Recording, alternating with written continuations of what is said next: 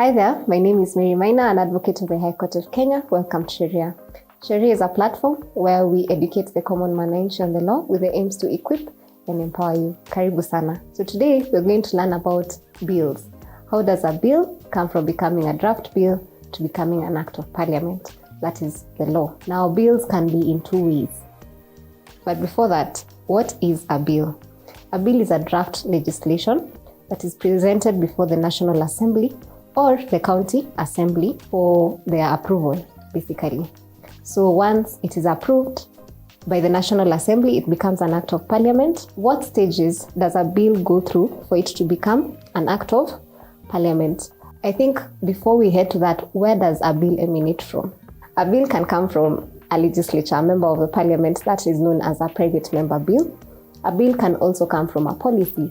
I believe in our previous episodes, we dealt with the process of lawmaking and how a common mananchi, or basically any Kenyan citizen, can get involved in the process of making of laws. So in that entire process, after public participation, we get what we call a policy. A policy is a simple guidelines on how the government or what the government uses in managing social affairs.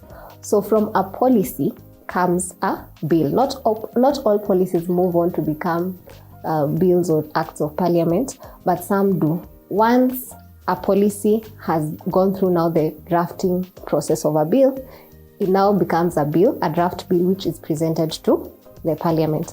Before it's presented to the parliament, it goes through the first stage, which is publication and gazettement. So it's gazetted in the Kenya Gazette to notify the public, as well as those in the legislative arm of the government, that we intend to present such and such a bill. From there, it's presented in the parliament. In this case, I'll use the parliament. However, you can interchangeably use it with the county assembly. So it is presented to the National Assembly during the first reading. This is simply where they just read it out for people to know there is such and such a bill that's coming up. And then they do take a vote whether they pass it on for the second reading or not. So when they do pass it on, it goes to the second reading. It is at this stage where the members of the National Assembly discuss that particular bill at length. Amendments are proposed, and then they take a vote. They can either reject the bill or they can approve the bill.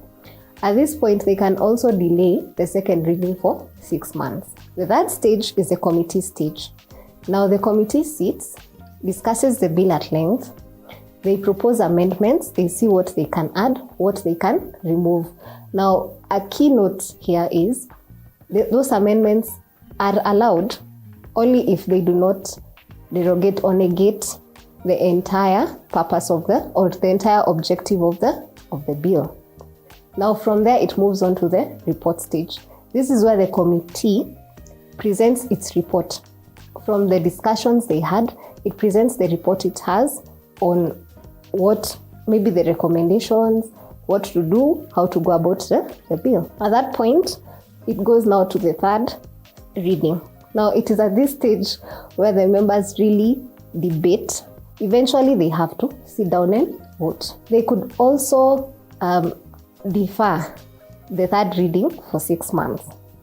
Now, if, for instance, the bill is allowed, if it's accepted, it moves on to the next part, which is to be assented. So who assents these bills? In the event it was in the county assembly, the governor assents the bill. In the event it was in the National Assembly, the president assents the bill. So one may ask, what are the timelines for assenting this bill? So the bill is supposed to be assented 14 days after it has passed the third reading and has been allowed. Now, what happens if 14 days lapse? The president or the governor have not assented the bill. What happens next? So if 14 days have lapsed, none of them have done anything, it is considered that the bill has been assented, and it moves on to the next stage, which is publicizing. Now, a bill, even after it is assented, it is still not an act of parliament until it is publicized in the Kenya Gazette. Now, it is at that point the date of effect is given, or sometimes it is given in the bill itself, that it will come to effect on such a date. Now, what happens if the president or the governor refuse to assent this bill? Sometimes the president can go through the bill as is after the third reading has occurred, and then they can form recommendations, present amendments, and throw it back to the National Assembly, or the governor can throw it back to the county assembly. Those people can now go back, decide whether we can incorporate the president's or the governor's recommendations or amendments, and then they vote on the bill again. However, they can choose to vote on the bill without considering the recommendations or the amendments presented to them by the governor or the president. In such an event, they vote again, and then they take back the bill to the president or the governor. Now, if 14 days lapse and it has not been assented, then it passes. It is presumed that it was assented and goes on to being publicized and becomes an act of parliament. And that's how the law is made. So as a citizen, what happens once it has gone through all those stages? It has now become an act of parliament. It has now become part of the law. What happens if you as a citizen do not agree to it, to whatever is provided in that law?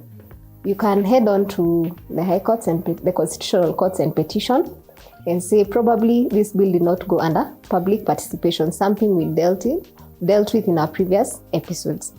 There's a whole process you go through, and hopefully it can be rendered unconstitutional. So that is all for today's episode. I hope you learned something. Remember to comment, share, like, and subscribe. And don't forget to click on the bell down there so anytime we have a new episode, you get notified. This was Sheria. Welcome. Until next time, goodbye and keep safe.